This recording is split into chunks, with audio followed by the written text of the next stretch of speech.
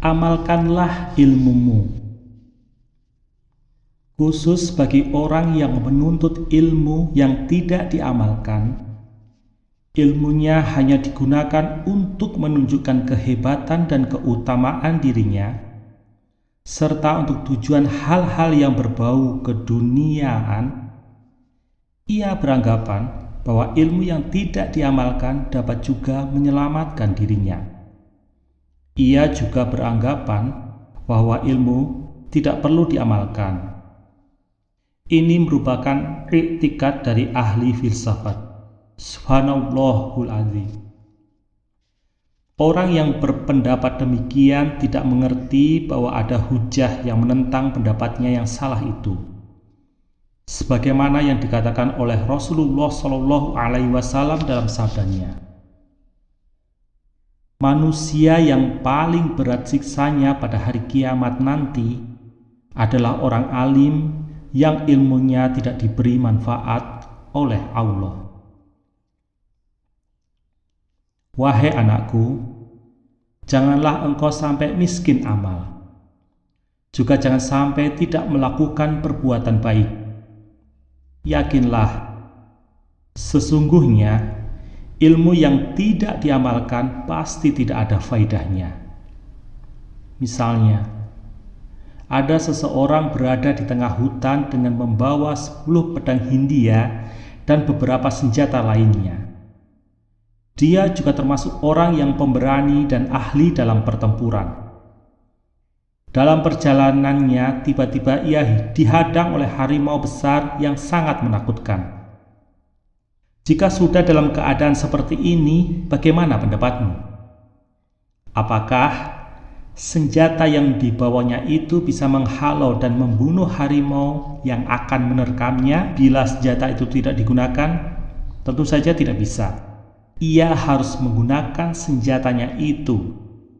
Demikian pula halnya bila seseorang telah membaca dan mempelajari ribuan masalah ilmiah namun tidak mengamalkannya, maka ilmunya itu tidak akan memberi manfaat sedikit pun kepada dirinya. Begitu pula halnya jika seseorang sakit panas atau sakit kuning yang harus diobati dengan minum-minuman jamu, seperti misalnya madu, jahe, atau telur, dan labu. Ia tentu tidak akan sembuh dari penyakitnya kecuali dengan meminum 2 jenis obat tersebut. Dalam syair dikatakan, jika kamu menimbang sampai 2000 kati arak dan kamu tidak meminumnya, maka kamu tidak akan mabuk.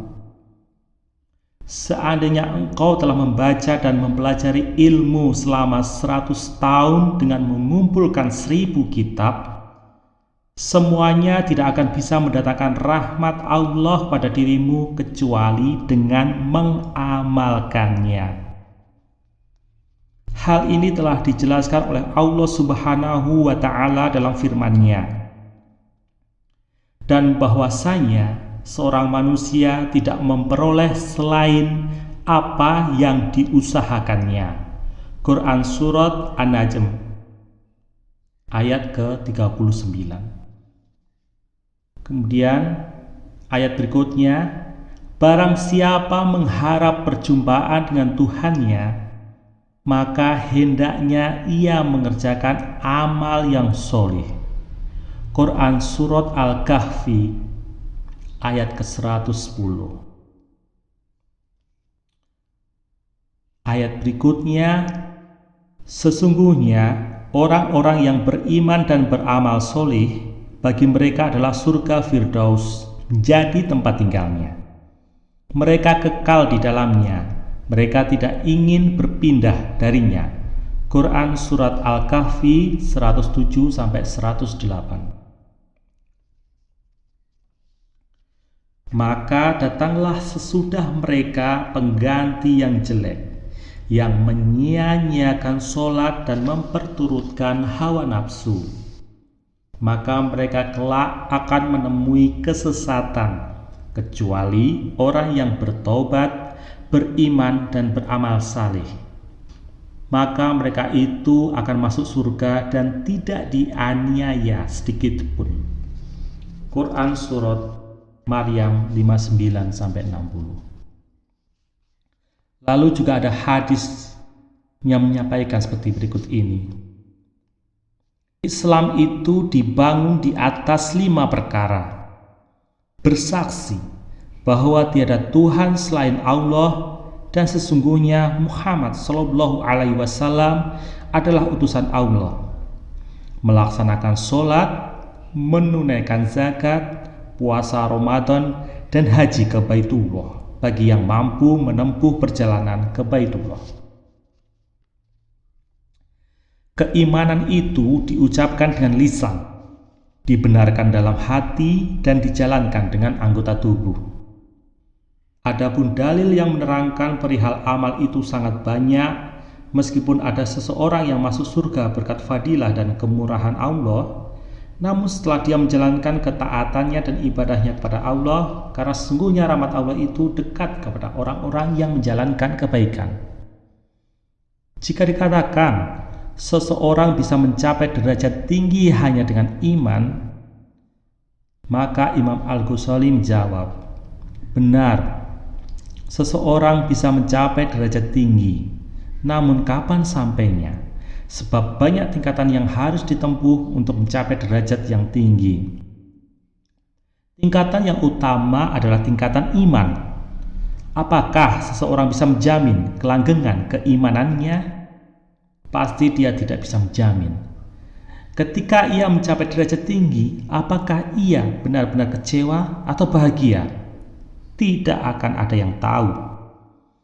Hasan Basri berkata, Allah berfirman kepada hambanya pada hari kiamat nanti, wahai hambaku, masuklah ke surga dengan rahmatku dan terimalah bagian surga menurut amalmu. Wahai anakku, selama engkau tidak beramal, maka engkau tidak akan mendapat pahala. Dikisahkan bahwa dahulu ada seorang lelaki dari Bani Israel beribadah pada Allah selama 70 tahun. Lalu Allah menunjukkan kepribadian lelaki tersebut yang sebenarnya di hadapan para malaikat. Sesungguhnya Allah mengutus seorang malaikat untuk menghabarkan kepadanya bahwa dia tidak pantas masuk surga dengan seluruh amal ibadah yang dilakukannya.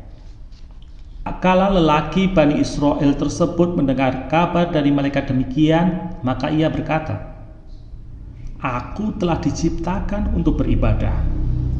Oleh karena itu, aku tetap beribadah pada Allah meskipun aku tidak mendapat pahala. Sewaktu malaikat itu kembali menghadap Allah, ia berkata, wahai Tuhanku, engkau lebih mengetahui apa yang dikatakan oleh lelaki Bani Israel tersebut. Allah berfirman, jika dia tetap tidak berpaling dari ibadah kepadaku, maka dengan kemurahanku aku juga tidak berpaling dari hambaku ini. Saksikanlah wahai malaikat bahwa aku telah mengampuninya. Rasulullah Shallallahu Alaihi Wasallam bersabda, hitunglah amal kalian sebelum amal kalian dihisab. Timbanglah amal kalian sebelum amal kalian ditimbang.